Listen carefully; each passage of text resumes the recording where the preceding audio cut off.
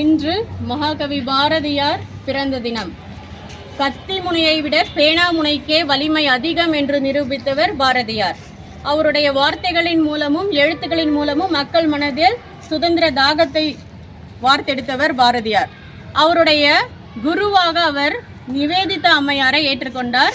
நிவேதிதா அம்மையார் என்பவர் சுவாமி விவேகானந்தரினுடைய சிஷ்யை. அவரும் பாரதியாரும் நிவேதிதா அம்மையாரும் ஒரு சந்திப்பில் பேசிக்கிறாங்க. அப்போ நிவேதிதா அம்மையார் கேட்குறாங்க, ஏன் இந்த மாதிரியான பொதுக்கூட்டங்களுக்கு நீங்கள் உங்களுடைய மனைவியை அழைத்து வருவதில்லை அப்படின்னு ஒரு வினாவை வைக்கிறாங்க.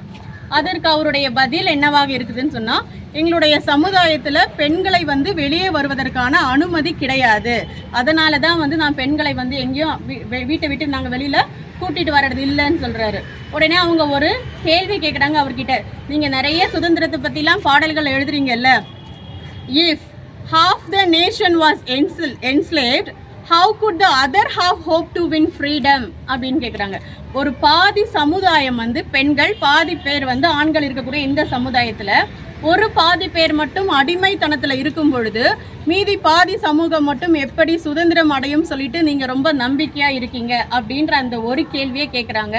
அது அவருடைய மனதில் மாற்றத்தை உருவாக்கி அடுத்தடுத்த காலங்களில் அவர் பொதுக்கூட்டங்களுக்கு வரும்பொழுது, வெளியிடங்களுக்கு செல்லும் பொழுது தன்னுடைய மனைவியை அவர் வெளியே அழைத்து செல்வதற்கு காரணமான ஒரு நிகழ்வாக இருக்கிறது.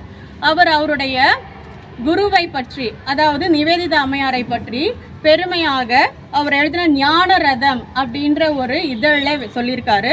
எப்படி சொல்லியிருக்காருன்னா, ஐ bow unto my mother Nivedita, who is dedicated to grace, a temple of love, sun to the darkness of my heart, rain to the crop of my great country, riches to the wretched poor அப்படின்னு சொல்லிட்டு அவங்கள பற்றி மிகவும் புகழ்ந்து அருமையான ஒரு வரிகளை கொடுத்துருக்காரு.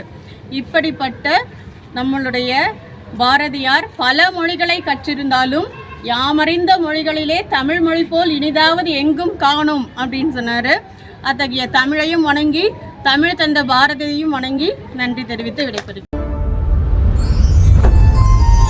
For admission, contact Vishwaksena Vidya Vikas Matriculation Higher Secondary School, Vishwaksena Global Senior Secondary School, Vishwaksena Arts and Science College for Women, Vishwaksena College of Education B.Ed, Polivakam, Tiruvallur, Vishwaksena Tiny Tots, Punganagar, Tiruvallur.